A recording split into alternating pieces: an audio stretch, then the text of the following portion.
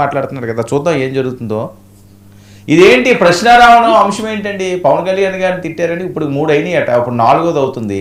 ఇంకా రాష్ట్రం అంతా పెట్టారని వదిలే ప్రసక్తి లేదా? గుడ్లతోటి అటాక్ చేస్తున్నారట, చెప్పులతో అటాక్ చేస్తున్నారట. సార్ మీకు నేను ఇంతకు ముందు కూడా డిబేట్ లో ఇదే మాట ప్రస్తావించున్నాను. రావణ్ అనే వ్యక్తి ప్రశ్న అనే యూట్యూబ్ పెట్టుకొని అతను మాట్లాడుతున్న మాటలు సభ్య సమాజం నివ్వెరపోయే మాటలు మాట్లాడుతున్నాడా? ఇదే కేఎస్ ప్రసాద్ రెడ్డి కూడా ఆ మీటింగ్ లో ఉన్నారు. అండ్ ఆ అన్న ఎలా మాట్లాడారు, అండ్ మరి ఎంత దిగజారి రావణ్ అనే వ్యక్తి మాట్లాడాడు. పవన్ కళ్యాణ్ గారి గురించి ప్రత్యేకంగా ఒక వర్డ్ యూజ్ చేశాడు. అది మీరు మీ ఏ ఛానల్ అయినా టెలికాస్ట్ చేయగలుగుతారా? నేను ఓపెన్ ఛాలెంజ్ చేస్తాను. ఇదే ప్యానెల్ మనం కూర్చున్నాం, మీరు కూర్చుంటారు, వైసీపీ వాళ్ళు కూర్చుంటారు, కేఎస్ ప్రసాద్ కూర్చుంటారు.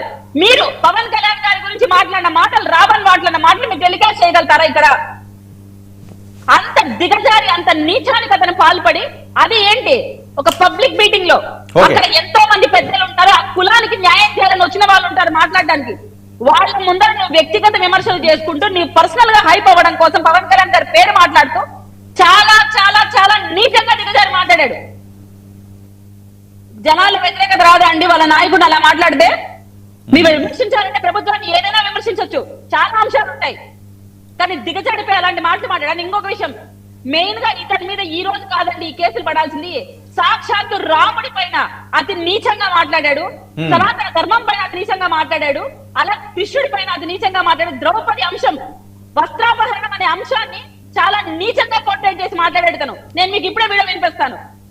సభ్య సమాజంలో అందరూ ఎంత నీచానికి దిగజారి ఇతను మాట్లాడుతున్నారు. రాముడి మీద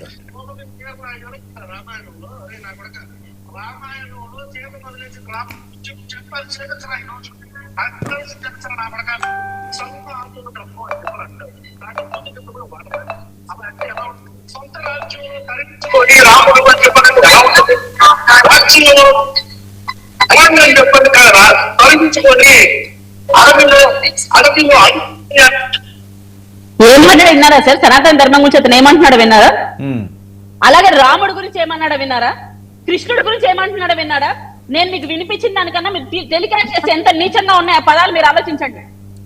ఇటువంటి వాళ్ళని హిందువులైన వాళ్ళు టాలరేట్ చేస్తారా? శ్రీనివాస్ గారు టాలరేట్ చేస్తారా? ఈ మాటలు సనాతన ధర్మం గురించి, రాముడి గురించి, కృష్ణుడి గురించి అంత నీచంగా మాట్లాడుతుంటే నేను కేఎస్ ప్రసాద్ టాలరేట్ చేస్తారా? వర్మ గారు మీరు ఒప్పుకుంటారా? సాక్షాత్ దైవంగా భావించే మనల్ని మాట్లాడుతున్నారు ఒక ఛానల్ పెట్టి. ఇటువంటి వాటిపై కేసులు పెట్టకూడదా? అరెస్ట్ చేయకూడదా? రాముని మీరు పురుషోత్తమ రాముడని మనం గౌరవించుకునే వ్యక్తిని పట్టుకొని అంత నిజంగా మాట్లాడుతున్నారు, మాట్లాడుతున్నారు. ఉండండి, ఇదేదో వీడియో తీస్తున్నారు. వినిపిస్తారా చూస్తారా అని చెప్పేసి అన్నారే,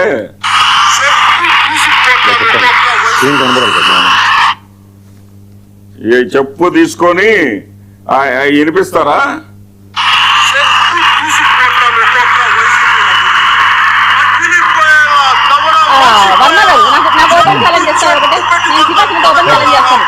కొడకలా మేమందరం కొడుకులు ఆయనకి 151 మంది ఎమ్మెల్యేలు, మంత్రులు, ముఖ్యమంత్రి.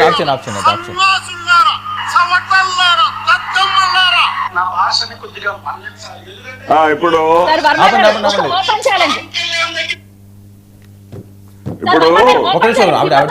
సమాధానం చెప్పండి. నేను శ్రీనివాస్ ఓపెన్ ఛాలెంజ్ చేస్తున్నా. పబ్లిక్ మీటింగ్ లో తల్లికి వందనం లాంటి కార్యక్రమాలు, అమ్మఒడి లాంటి కార్యక్రమాలు జరుగుతాయి. వైసీపీ వాళ్ళు అమ్మకు వందనమా, తల్లికి ఏదో కార్యక్రమం జరిగింది సార్, అయింది. జగన్మోహన్ రెడ్డి కలిశారు. సాక్షాత్తు పవన్ కళ్యాణ్ గారి వైఫుల గురించి ఆయన ప్రస్తావించారు. చదువుకునే పిల్లల వల్ల మాట్లాడాల్సిన మాట్లా జగన్మోహన్ రెడ్డి గారు అప్పుడు చెప్పుతో కూడా చేత్తో కూడా మాట్లాడతారా పవన్ కళ్యాణ్ గారు? మీరు చెప్పండి. జగన్మోహన్ రెడ్డి గారు మాట్లాడింది, జగన్మోహన్ రెడ్డి గారు మాట్లాడిన అంశం ఏంటంటే, జగన్మోహన్ రెడ్డి గారు వినండి, జగన్మోహన్ రెడ్డి గారు మాట్లాడిన అంశం ఏంటంటే, సనాతన ధర్మాన్ని గురించి చెప్పేటటువంటి మీరు సనాతన ధర్మాన్ని పాటించారా అనేది ఇక్కడ లెక్క. మీరు సనాతన ధర్మాన్ని సనాతన ధర్మంలో ఉన్నాయా?